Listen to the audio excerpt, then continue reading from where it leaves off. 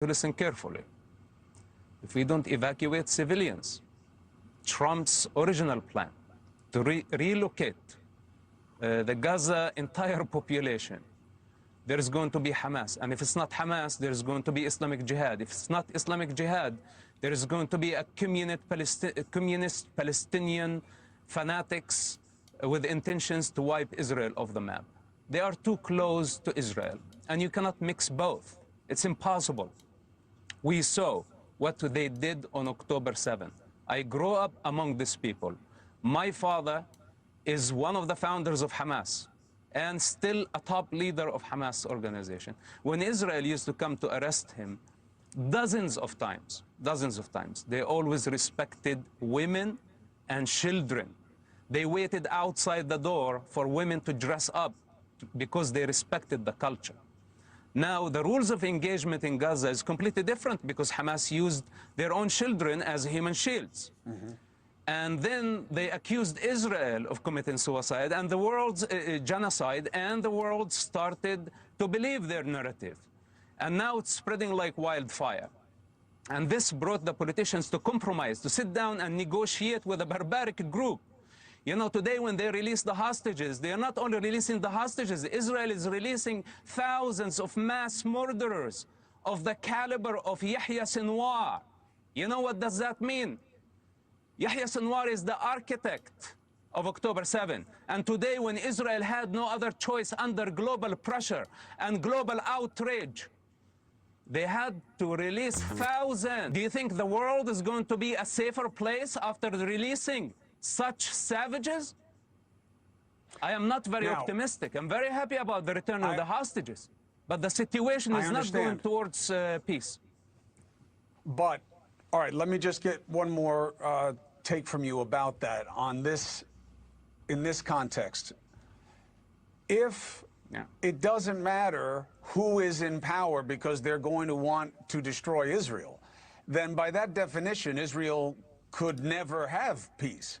Obviously, they believe that you can have a change there. Don't you have to be open to that possibility that it doesn't have to be a terror organization for there to be a Palestine on its own? Yeah, what change? Hamas in Gaza and other dozen militias, and that includes the Palestinian Authority in the West Bank and the PLO, they all agree that their capital in Jerusalem. Jerusalem is the eternal capital of the Jewish people. It has been like this throughout the centuries. And identity, property theft will never lead to peace. Palestinians is a made-up thing. Palestinianism is a sick ideology that's taken over the world. Its foundation is the victim narrative. And now, if they all agree that they want Jerusalem, they don't want Gaza. Their fight is not for Gaza. They call that Tufan al-Aqsa. Al-Aqsa means it's the mosque, the Dome of the Rock sitting on the Temple Mount. This is their fight. It's a religious fight. It's a jihad against the Jews. It's jihad against civilization. And today you see the vast majority of the Muslims on assault on a Jewish minority. The world needs to open its eyes, especially Americans. Americans are on the other side of this culture. Americans don't stand this barbarism. Palestine is not a cool thing. It's not just a kefiyah and a social event down the street where people gather for the sake of victims in Gaza. The only victims in Gaza are the children. Listen, Chris, the only victims in Gaza are the children who have been used as human shields, who have been weaponized to serve jihadi agendas. Everyone else is a suspect terrorist. It's as simple as that. All right. I understand your perspective. I thank you for making it for me here. And I will talk to you again soon. Hopefully you're wrong. Hopefully this can be better than you anticipate. But we have clear eyes, if you don't listen to it now, 10 years from now, you'll hear it again. You will remember my words, and it's going to be much worse. So now we can convince ourselves that peace is happening, but 10 years from now, 15 years from now, the entire world is going to regret it. So it's better to wake up now and face reality before it come and slap us right on the face. Enough is enough. I understand, and I appreciate your passion, and I have always appreciated the conversation. So thank you for being here with me. Musab Hassan Youssef, to be continued.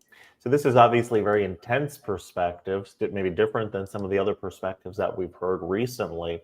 I do think that there is a good amount of room for optimism, not only with Gaza, but in the broader Middle East. There was talk about the Abraham Accords expanding throughout the Middle East. And I think that is a good thing that will undergird peaceful relations, because if you have economic benefits and it's beneficial to you economically and in other ways to have this unity between certain countries, the terrorism or the desire for terrorism naturally will go down, God willing. When it comes to Gaza, there's a lot of work that has to be done with Gaza. The very first stage is getting the hostages back. Hopefully that will be done in the way that we're all anticipating in the next few days. The next steps after that is where it gets even a little bit more murky and complicated, in the sense that Hamas has a lot to live up to, a lot to agree to. They have to disarm. Who's going to facilitate that? How is that actually going to come about? How do we guarantee, like Musab was saying over here, how do we guarantee that even if it's not Hamas, that some other radical group, radical terrorist group is not going to take its spot and also seek the destruction of Israel? Hamas, not under the name of Hamas, but with a different name, with the same ideology. And so I hope that Mossab is overcompensating. I mean, he does come from that culture. He does know it firsthand. And so he's certainly a voice that we need to be aware of and listening to. But I can't imagine that the leadership that are involved in this deal are not doing, just kicking the can down the road 10 years. I think that this war, what it has done is pulled the Band-Aid off, and everything has been exposed. And we see Hamas for the terror organization that they really are. And Israel is not going to tolerate other groups forming and everybody turning a blind eye at and they're arming themselves and they're preparing terror against Israel. I think whatever comes to Gaza next needs to be watched in a way that it is going to be an organization, a government, a system of running, whether it's in the temporary or in the long term, needs to be a place that recognizes Israel's right to exist, the people's safety, and not be something that can be just a vacuum for the next terror group to come in. I can't imagine that this wouldn't be of top priority and concern that is a part of this deal and a part of overall Israeli perspective at this point in time. And so I appreciate Musab's perspective on this. We shall see what happens, but something certainly that all of the leadership that is involved needs to definitely be aware of, and something that we as the regulars need to be aware of as well. Because when we recognize which is the good side and which is the terror side, which wishes to disband civilization, we give fuel to the good. We extend the light. If we side with those that wish to destroy civilization, then we give fuel to that as well. And nobody wants to do that, right?